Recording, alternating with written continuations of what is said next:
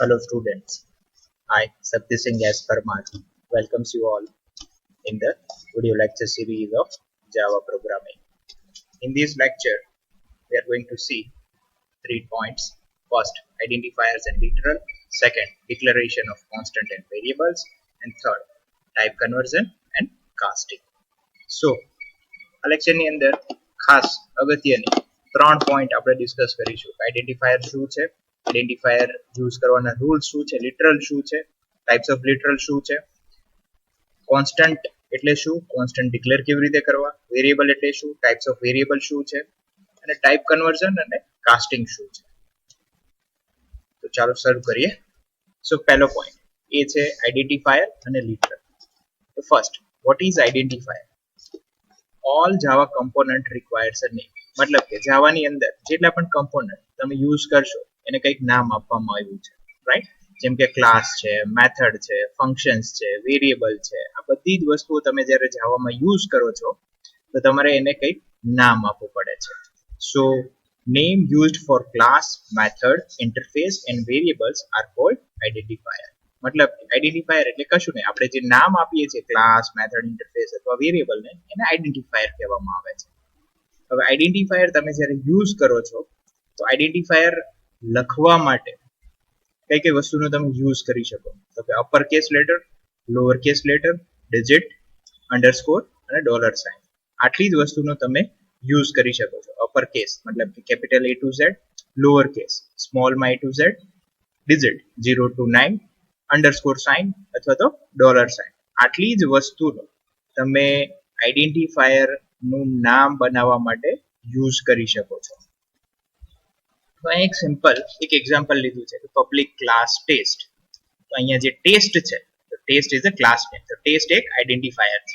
Public static void main, અહીંયા જે main છે એ મેથડનું નામ છે, તો મેઇન પણ એક આઈડેન્ટિફાયર છે. સ્ટ્રિંગ, આપણે ખબર છે સ્ટ્રિંગ જે છે એ ક્લાસ છે ઇનબિલ્ટ જાવાનો, તો સ્ટ્રિંગ પણ ક્લાસનું નામ છે.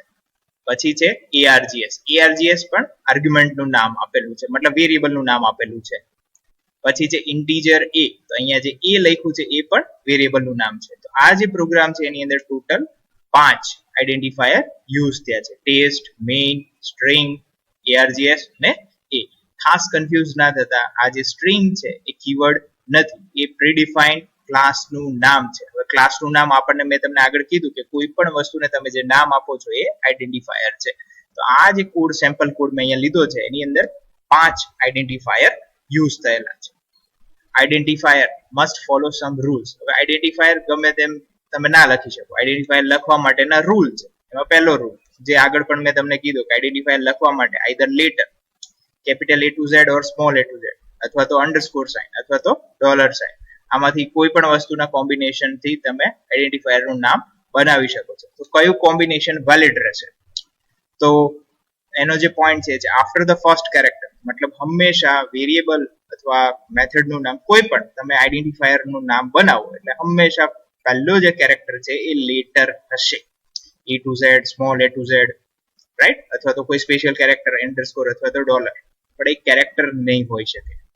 એટલે હંમેશા કોઈ પણ આઈડેન્ટિફાયર છે એનું નામ તમે જોશો તો એ લેટર થી સ્ટાર્ટ થશે, નંબર થી નહીં થાય. જે નીચેનો પોઈન્ટ લખેલો છે, identifier can not start with a number. પછીની ખાસ વસ્તુ, આઈડેન્ટિફાયર નું નામ લખવામાં ક્યાંય પણ સ્પેસ નો ઉપયોગ ના થઈ શકે.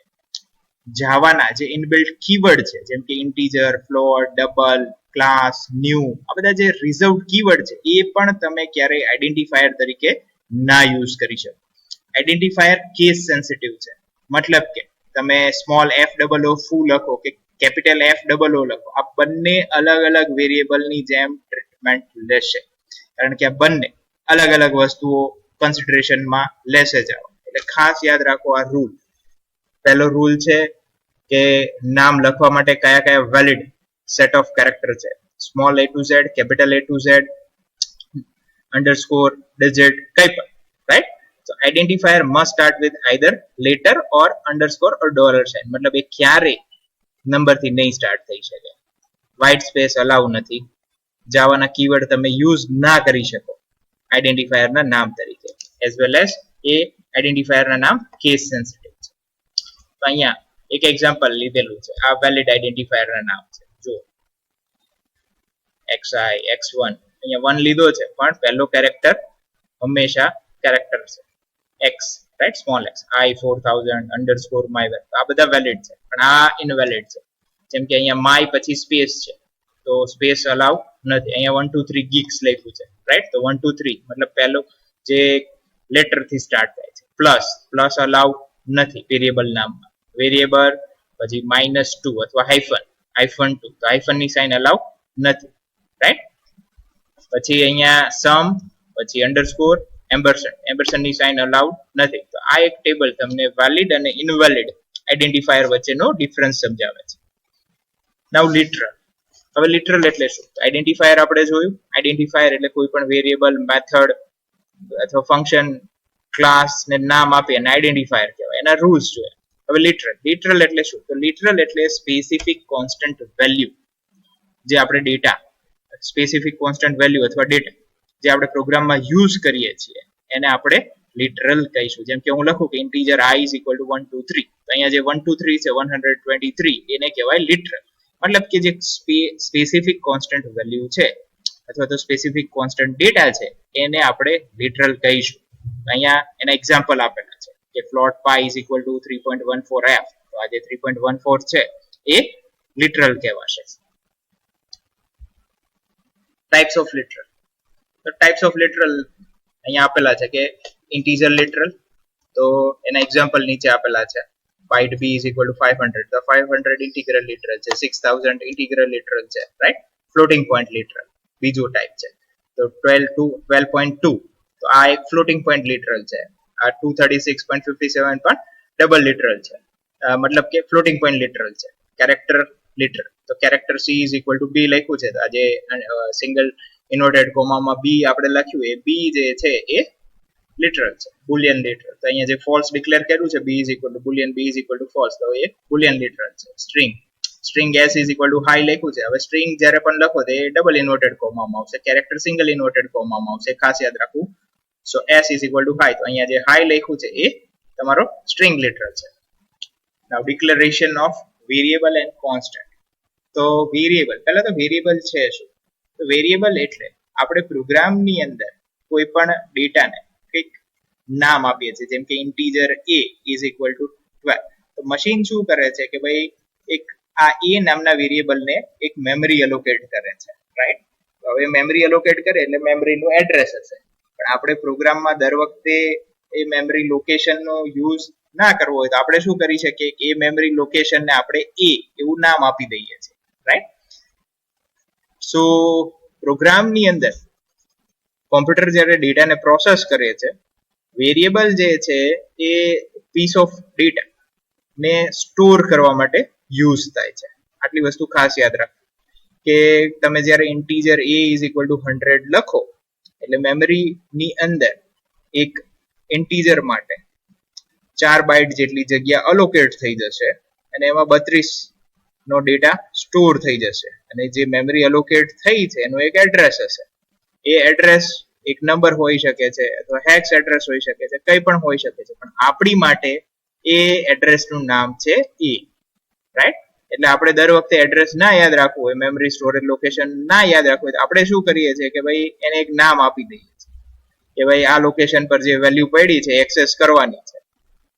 હવે વેરિયેબલ, તો નામની અંદર જ એક વર્ડ યુઝ થાય છે વેરી, રાઈટ. જે પ્રોગ્રામ તમે એક્ઝિક્યુટ કરો અને એ ટાઈમ બાય ટાઈમ એની વેલ્યુ તમારે બદલવી હોય તો બદલી શકો છો, એટલે જે વેરિયેબલ છે. હવે વેરિયેબલ હેઝ અ નેમ, વેરિયેબલનું એક નામ હોય છે અને એ નામ યુનિક હોય છે. Declaration of variable. હવે જાવા કોઈ પણ પ્રોગ્રામિંગ લેંગ્વેજ હોય, જાવા હોય, સી હોય, કોઈ પણ C++, દરેકની અંદર વેરિયેબલ તમે પહેલા ડિક્લેર કરવા પડે પછી જ એનો યુઝ કરી શકો છો. એ ડિક્લેર કરવા માટે એક કોમન સિન્ટેક્સ યુઝ થાય છે કે data type, integer, float, double, કોઈ પણ ડેટા ટાઈપ, આઈડેન્ટિફાયર એટલે શું? એ વેરિયેબલનું નામ, અને ઇક્વલ ટુ વેલ્યુ. અહીંયા બ્રેકેટમાં આપેલું છે, બ્રેકેટનો મતલબ થાય ઓપ્શનલ, વેલ્યુ ના આપો તોય ચાલે. જેમ કે અહીંયા પહેલું એક્ઝામ્પલ જુઓ, ઇન્ટીજર a, તો a નામનો વેરિયેબલ ડિક્લેર કર્યો છે. બીજું એક્ઝામ્પલ જુઓ, integer a is equal to 10, મતલબ કયા રીતે? Identifier is equal to value આપી, રાઈટ. અથવા ત્રીજું એક્ઝામ્પલ જુઓ કે ઘણા બધા વેરિયેબલ એક સાથે ડિક્લેર કરેલા છે. તો આ રીતે તમે વેરિયેબલને ડિસ્ક્રાઇબ કરી શકો છો. આ વસ્તુ તમે સી લેંગ્વેજ C++ માં પણ ભણેલા છો કે વેરિયેબલને ડિક્લેર કેવી રીતે કરવા.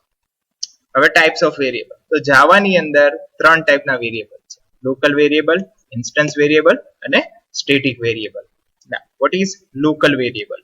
The local variable can defined within a block or method or constructor. મતલબ કે લોકલ વેરિયેબલ એટલે તમે કોઈ ફંક્શન, મેથડ અથવા તો કન્સ્ટ્રક્ટર ક્રિએટ કરો ને એની અંદર જે વેરિયેબલ ડિક્લેર કરો એ થશે તમારા લોકલ વેરિયેબલ. લોકલ વેરિયેબલ જ્યારે એ ફંક્શન કોલ થાય અથવા કન્સ્ટ્રક્ટર કોલ થાય અથવા તો એ બ્લોક ક્રિએટ થાય ત્યારે એક્ઝિક્યુટ થશે, અને જ્યારે બ્લોકનું એક્ઝિક્યુશન કમ્પ્લીટ થઈ જાય ત્યારે વેરિયેબલ ડિસ્ટ્રોય થઈ જશે. રાઈટ? તો એ જે વેરિયેબલ છે એનો સ્કોપ કેટલો રહેશે? એ બ્લોક પૂરતો મર્યાદિત રહેશે, અને એનું ઇનિશિયલાઇઝેશન, એ લોકલ વેરિયેબલનું ઇનિશિયલાઇઝેશન કરવું જરૂરી છે, નહીતર કોઈ ગાર્બેજ વેલ્યુ લઈને પ્રોગ્રામ કેલ્ક્યુલેશન કરવા માંડશે. રાઈટ? તો આટલા પોઈન્ટ આપણે ખાસ યાદ રાખવાના છે. લોકલ વેરિયેબલ, લોકલ વેરિયેબલ એટલે શું, લોકલ વેરિયેબલ ક્યારે ક્રિએટ થાય અને એનો સ્કોપ શું હોય, અને એને ઇનિશિયલાઇઝ કરવું જરૂરી છે. એક એક્ઝામ્પલ છે. તો પબ્લિક ક્લાસ સ્ટુડ ડિટેલ કરીને ક્લાસ બનાવ્યો છે, એની અંદર એક મેથડ બનાવી છે પબ્લિક વોઇડ સ્ટુડ એજ, મતલબ સ્ટુડન્ટની એજ માટેનો એક મેથડ બનાવી છે. તો અહીંયા એજ કરીને એક વેરિયેબલ ડિક્લેર કર્યો છે. તો આ એજ જે છે તમે જુઓ આ મેથડની અંદરનો વેરિયેબલ બન્યો, એટલે એને આપણે કહીશું લોકલ વેરિયેબલ. રાઈટ? અને એને ડિસ્ક્રાઇબ ઇનિશિયલાઇઝ પણ કર્યો છે 0 થી, કારણ કે ગાર્બેજ વેલ્યુ ના યુઝ થાય, કોઈ પ્રોપર વેલ્યુ સાથે કેલ્ક્યુલેશન થાય. પછી એજ +6 લખ્યું ને એજ ને પ્રિન્ટ કર્યું. હવે આ બ્રેકેટ થી આ બ્રેકેટ સુધીની જ એની લાઈફ લાઈન રહેશે, મતલબ આ બ્લોકની અંદર જ તમે એજ નામના વેરિયેબલને યુઝ કરી શકશો. આની બહાર જો યુઝ કરવી હોય તો એ ના થઈ શકે, એ લોકલ વેરિયેબલ એજ નો યુઝ થઈ શકે. ક્લિયર? પછી છે instance variable. Instance variable are non static variable are declared in class outside of any method, constructor or block. હવે ખાસ સમજો કે જો કોઈ બ્લોક મેથડની અંદર કોઈ વેરિયેબલ ક્રિએટ કરો તો એ લોકલ છે, પણ એ મેથડની બહાર અથવા એ ફંક્શનની બહાર અથવા કન્સ્ટ્રક્ટરની બહાર ક્યાંય પણ વેરિયેબલ ડિક્લેર કરશો એટલે એ બનશે તમારો instance variable. Instance variable are declared in class.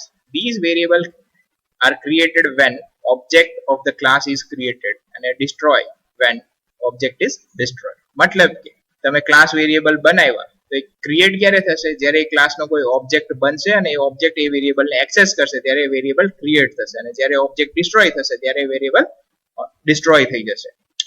V use access specifier for instance variable. હવે આ ખાસ યાદ રાખો, ઇન્સ્ટન્સ વેરિયેબલ માટે એક્સેસ સ્પેસિફાયર યુઝ થશે, જેમ કે પબ્લિક, પ્રાઇવેટ, પ્રોટેક્ટેડ એવા ઇન્સ્ટન્સ સ્પેસિફાયર તમે યુઝ કરી શકશો. અને જો યુઝ નહીં કર્યા હોય તો બાય ડિફોલ્ટ જે પણ પ્રોગ્રામિંગ લેંગ્વેજનું સેટઅપ હશે, જે ડિફોલ્ટ એક્સેસ સ્પેસિફાયર એનો યુઝ કરશે.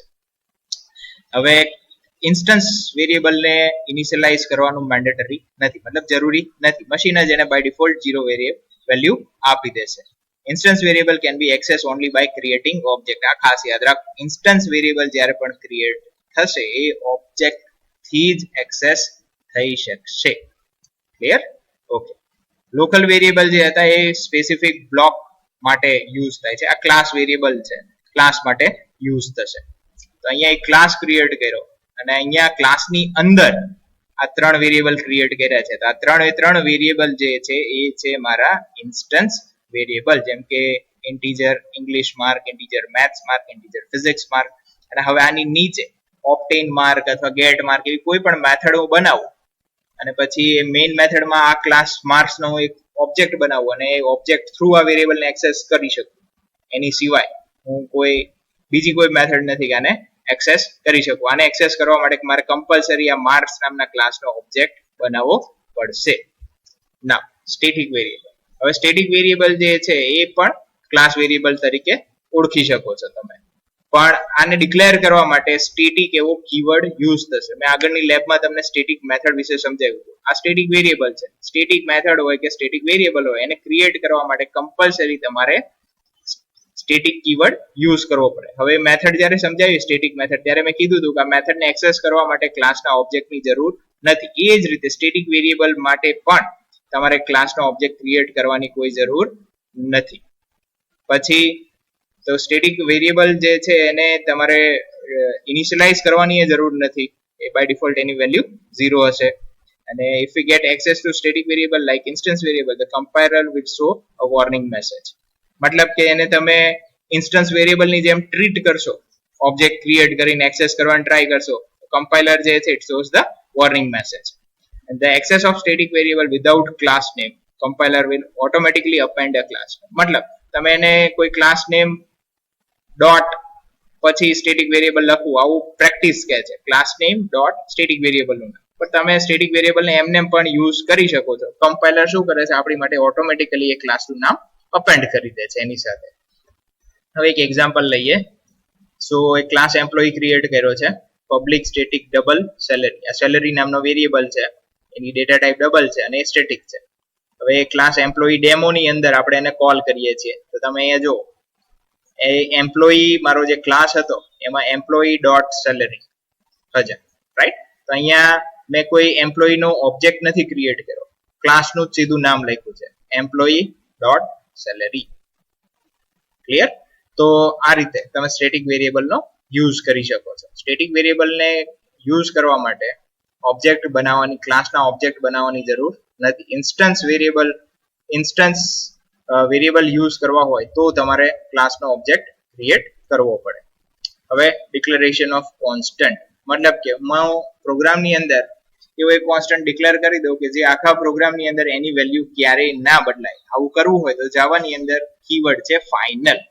તમે ગમે ત્યારે આ ફાઇનલ કીવર્ડ યુઝ કરશો પછી એ વેરિયેબલની value can not be change during execution. મતલબ કે હું એવું લખું ફાઇનલ ડબલ પાઈ, આપણને ખબર છે પાઈ ની વેલ્યુ જે છે 3.1415926, આટલું પ્રિસિઝન લીધું છે, અધરવાઇઝ આપણે 3.14 લઈ શકીએ છીએ. તો ભાઈ આ 3.14 આપણને ખબર પાઈ ની વેલ્યુ નથી બદલાવાની, આપણે શું કરી શકીએ, ફાઇનલ લખી દઈએ. એટલે શું થાય કે ભૂલથી પણ તમે જો એને ચેન્જ કરવાની ટ્રાય થઈ જાય તો એ એક્સેપ્ટ નહીં થાય, કારણ કે આપણે આગળ કીવર્ડ ફાઇનલ લખ્યો છે. આ ફાઇનલ કીવર્ડનો ફાયદો છે કે તમે એવા કોન્સ્ટન્ટ ક્રિએટ કરી શકો કે જેનું એક્ઝિક્યુશન સ્ટાર્ટ થાય પછી તમે વચ્ચે એની કોઈ વેલ્યુ ના બદલી શકો. અને એક પ્રેક્ટિસ માટે ખાસ યાદ રાખવું કે મેન્ડેટરી નથી, પણ આ સારા પ્રોગ્રામર બનો ત્યારે એક ખાસ વસ્તુ યાદ રાખો કે ગમે ત્યારે તમે આઈડેન્ટિફાયર, કોન્સ્ટન્ટ આઈડેન્ટિફાયર બનાવો એટલે હંમેશા એને અપર કેસમાં લખવાની ટ્રાય કરવી, જેનાથી આપણને ખબર પડે કે અપર કેસમાં લખ્યું છે તો આ કોન્સ્ટન્ટ વેલ્યુ માટે યુઝ થતા હશે. અહીંયા થોડા ઘણા એક્ઝામ્પલ આપ્યા છે કે કેવી રીતે વેલ્યુ અસાઇન કરવી. તો Boolean BLN is equal to true, તો બુલિયન વેરિયેબલ એક્સેસ કરી શકીએ છીએ. અહીંયા કેરેક્ટર /t લખ્યું છે, મતલબ મારે ટેબ એક્સેસ કર્યું હોય, /n એટલે કે ન્યૂ લાઈન છે, /r કેરેજ રિટર્ન છે, રાઈટ. અહીંયા સિંગલ કોમા લખ્યો છે, રાઈટ. તો કોઈ પણ આમાંથી કઈ પણ વસ્તુ તમે યુઝ કરી શકો છો. અને આ બધી જ વસ્તુઓ તમે સી લેંગ્વેજમાં પણ શીખેલા છો કે કઈ રીતે તમે વેરિયેબલ ને વેલ્યુ અસાઇન કરી શકો છો, રાઈટ. અહીંયા એક સિમ્પલ એનું એક્ઝામ્પલ આપેલું છે. હવે ખાસ અગત્યનો પોઈન્ટ છે ટાઈપ કન્વર્ઝન અને કાસ્ટિંગ.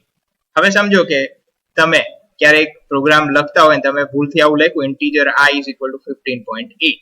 હવે આપણને ખબર છે આ i નામનો વેરિયેબલ છે એની ડેટા ટાઈપ ઇન્ટીજર છે, તે ફ્લોટ ડેટા એક્સેપ્ટ નહીં કરી શકે. એટલે ગમે ત્યારે પ્રોગ્રામ રન કરશો એટલે કમ્પાઇલર શું કરશે, તમને એક એરર દેખાડશે, પોસિબલ લોસ ઓફ પ્રિસિઝન. મતલબ કે આ પોઈન્ટ પછીનો ડેટા છે એનો લોસ થઈ શકે છે, આગળની જે ઇન્ટીજર વેલ્યુ છે એ અસાઇન થશે, પાછળની વેલ્યુ મે બી લોસ થઈ શકે અથવા તો કઈ પણ થઈ શકે છે, એટલે એ આપણને એરર બતાવે છે. મેં કીધું એવું ઘણી વખત ના પણ થાય, પણ પોસિબલ લોસ ઓફ ડેટા થઈ શકે છે. એટલે જ્યારે પણ તમારી ડેટા ટાઈપ અલગ હોય અને સામેની સાઈડ તમે કંઈક અલગ ટાઈપનો ડેટા યુઝ કરતા હોય, બંનેની ડેટા ટાઈપ અલગ છે, આ ફ્લોટ છે, integer i is equal to 15.8, તો આ 15.8 જે મારો કોન્સ્ટન્ટ છે એ ફ્લોટ ટાઈપનો છે અને આ ડેટા ઇન્ટીજર છે.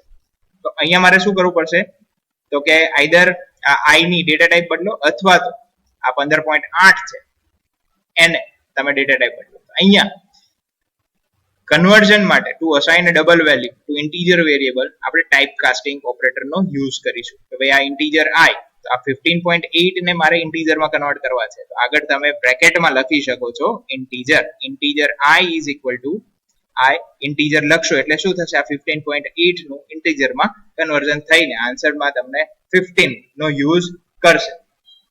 આ વસ્તુ ખાસ શીખવાની કે જ્યારે પણ તમે બે અલગ અલગ ટાઈપની ડેટા ટાઈપ એકબીજા સાથે યુઝ કરતા હોય ત્યારે ટાઈપ કન્વર્ઝનની જરૂર પડશે. હવે સપોઝ તમે કોઈ એવું ફંક્શન બનાવ્યું અથવા મેથેમેટિકલ ઇક્વેશન બનાવ્યું જેમાં ઇન્ટીજર, ફ્લોટ, ડબલ ઘણી બધી ટાઈપના વેરિયેબલ યુઝ થાય છે અને આ બધી જ વેલ્યુ તમે ડબલમાં સ્ટોર કરો છો. તો અહીંયા શું થશે, જેટલી પણ વેલ્યુ છે બધાનું કન્વર્ઝન અપર રેન્જ એટલે કે ડબલમાં કન્વર્ઝન થઈ જશે. હવે બે ટાઈપના ટાઈપ કન્વર્ઝન છે. એક છે ઇમ્પ્લિસિટ, એને કહેવાય ઓટોમેટિક, અને એક છે એક્સપ્લિસિટ મતલબ કે મેન્યુઅલ. હવે ઇમ્પ્લિસિટ ટાઈપ કન્વર્ઝન જે છે મશીન ઓટોમેટિક જાતે જ કરી લે છે અને એક્સપ્લિસિટ જે છે એ આપણે મેન્યુઅલી કરવું પડે. જેમ આગળ આપણે એક્ઝામ્પલમાં જોયું કે અહીંયા આપણે ઇન્ટીજર આઈ લખ્યું છે અને ઇઝ ઇક્વલ ટુ 15.8 છે, તો આ 15 મેન્યુઅલી આપણે આગળ લખ્યું ઇન્ટીજર અને ત્યારે ઇન્ટીજરમાં કન્વર્ટ થશે. હવે જે ઇમ્પ્લિસિટ છે એને વાઇડનિંગ કાસ્ટિંગ પણ કહેવામાં આવે છે. હવે વાઇડનિંગ કાસ્ટિંગ અથવા તો ઇમ્પ્લિસિટ ટાઈપ કન્વર્ઝન ક્યારે થાય, તો converting a smaller type to larger type. મતલબ કે હું એવું કરું કે integer I is equal to કોઈ બાઇટ નો ડેટા અસાઇન કરાવડાવું તો એ ઇઝીલી એક્સેપ્ટ કરી લેશે, કારણ કે આઈ ઇન્ટીજર ટાઈપ છે અને બાઇટ એનાથી સ્મોલર ડેટા ટાઈપ છે, રાઈટ. તો જ્યારે પણ સ્મોલર ડેટા ટાઈપમાંથી લાર્જર ડેટા ટાઈપનું કન્વર્ઝન કરવાનું આવે ત્યારે મશીન ઓટોમેટિકલી કરી લે છે. જેમ કે બાઇટમાંથી શોર્ટમાં કન્વર્ઝન, બાઇટમાંથી કેરેક્ટરમાં કન્વર્ઝન, બાઇટમાંથી ઇન્ટીજરમાં, અથવા શોર્ટ કેરેક્ટરમાંથી ઇન્ટીજરમાં, અથવા ઇન્ટીજરનું લોંગમાં, અથવા તો લોંગનું ફ્લોટમાં, ફ્લોટનું ડબલમાં, કંઈ પણ આ રીતનું કન્વર્ઝન હોય. મતલબ કે નાની ડેટા ટાઈપ, નાની સ્મોલર ડેટા ટાઈપમાંથી લાર્જર ડેટા ટાઈપનું જે કન્વર્ઝન છે ઇઝીલી મશીન જાતે કરી લે છે. એને કહેવાય છે વાઇડનિંગ કાસ્ટિંગ અથવા તો ઇમ્પ્લિસિટ ટાઈપ કન્વર્ઝન. અને જેનું બીજું છે ઇમ્પ્લિસિટ નું અપોઝિટ એક્સપ્લિસિટ, મતલબ કે મેન્યુઅલી કરવું પડે. મતલબ કે જ્યારે લાર્જર ડેટા ટાઈપને તમે સ્મોલર ડેટા ટાઈપમાં સ્ટોર કરો તો બટ ઓબ્વિયસ છે એકની ડેટાની ટાઈપ લાર્જ છે અને સામેની સાઈડ તમે ઓછી જગ્યામાં એને સ્ટોર કરવા માંગો છો, તો તમારે કમ્પલસરી મેન્યુઅલી આ વસ્તુ પરફોર્મ કરવી પડશે. મતલબ કે તમે ડબલને ફ્લોટમાં સ્ટોર કરતા હોય અથવા ડબલને લોંગમાં અથવા ડબલને ઇન્ટીજરમાં સ્ટોર કરતા હોય ત્યારે શું થશે, કમ્પલસરી તમારે આ જે ડેટા ટાઈપ છે ડબલ એનું કાસ્ટિંગ કરવું પડશે ઇન્ટીજરમાં. તો ખાસ યાદ રાખો બે ટાઈપના કન્વર્ઝન છે, ઇમ્પ્લિસિટ ટાઈપ કન્વર્ઝન અને એક્સપ્લિસિટ ટાઈપ કન્વર્ઝન. ઇમ્પ્લિસિટ જે છે એ ઓટોમેટિક છે, મશીન જાતે કરી લે છે, જેમાં સ્મોલર ડેટા ટાઈપનું લાર્જર ડેટા ટાઈપની અંદર કન્વર્ઝન થાય છે. જ્યારે નેરોઈંગ કાસ્ટિંગ છે અથવા મેન્યુઅલ અથવા તો એક્સપ્લિસિટ છે જેનું conversion larger data type to smaller data ટાઈપની અંદર કન્વર્ઝન થાય છે. અહીંયા એક એક્ઝામ્પલ લીધું છે ઇમ્પ્લિસિટ. ઇમ્પ્લિસિટ ટાઈપ કન્વર્ઝન કરવું હોય તો એમાં કોઈ લોસ ઓફ પ્રિસિઝન થતું નથી. જેમ કે ડબલ એફ લીધું, એક integer I is equal two 3 લીધું, એફ ઇઝ ઇક્વલ ટુ મેં આઈ લખ્યું, તો આ એફ ડબલ ડેટા ટાઈપ છે, આઈ ઇન્ટીજર છે, તો અહીં આઈ ની વેલ્યુ 3 છે, તો એફ માં ઇઝીલી એ 3 ની વેલ્યુ સ્ટોર કરી દેશે. શું કામ, તો કે આ ઇન્ટીજર માટે 4 બાઇટ છે, ડબલ માટે 4 બાઇટ થી વધારે થાય છે, રાઈટ. તો એ 4 બાઇટ નો ડેટા ઓટોમેટિકલી એમાં ઇઝીલી સ્ટોર કરી શકવાનો છે. એટલે હવે ક્યારે ઇઝીલી આ ઇમ્પ્લિસિટ ટાઈપ કાસ્ટિંગ થઈ શકે, તો બે ટાઈપ કોમ્પિટેબલ હોય, ઓકે. અને ડેસ્ટિનેશન ટાઈપ મતલબ કે અહીંયા ડબલ, કારણ કે એફ તમે જો ડાબી બાજુ જે લખ્યું છે એ તમારી destination type, F is equal to I લખેલું છે. કે જે ડેસ્ટિનેશન ટાઈપ છે એ લાર્જર હોય સોર્સ ટાઈપ કરતા. સોર્સ ટાઈપ શું છે, તો કે મારે ઇન્ટીજર નો ડેટા એફ માં સ્ટોર કરવો છે, તો અહીંયા જે ઇન્ટીજર આઈ છે એ મારી સોર્સ ટાઈપ છે. તો જ્યારે આ બે કન્ડિશન ફૂલફિલ થાય ત્યારે ઓટોમેટિક કન્વર્ઝન થઈ જશે. હવે એક્સપ્લિસિટ મતલબ કે મેન્યુઅલી તમારે કન્વર્ઝન કરવું પડે. મતલબ કે તમારી ડેટાની સાઇઝ ડેટા ટાઈપ લાર્જર સાઇઝની છે ને એને તમારે સ્મોલર સાઇઝની અંદર સ્ટોર કરાવી છે. તો કેવી રીતે થશે, તો new value is equal to type cast is equal to value, મતલબ કે integer I is equal to integer 15.8, જે આગળ આપણે એક્ઝામ્પલ જોયું હતું. આ 15.8 ફ્લોટ વેલ્યુ છે, ફ્લોટને વધારે જગ્યા જોઈએ એઝ કમ્પેર ટુ ઇન્ટીજર, પણ મારે શું કરવું છે કે ભાઈ 15.8 ને ઇન્ટીજર વેલ્યુ માં જ સ્ટોર કરવી છે. તો શું થશે, આ 15.8 નું ઇન્ટીજરમાં રૂપાંતરણ કરશે, એટલે કે પ્રિસિઝન લોસ થશે.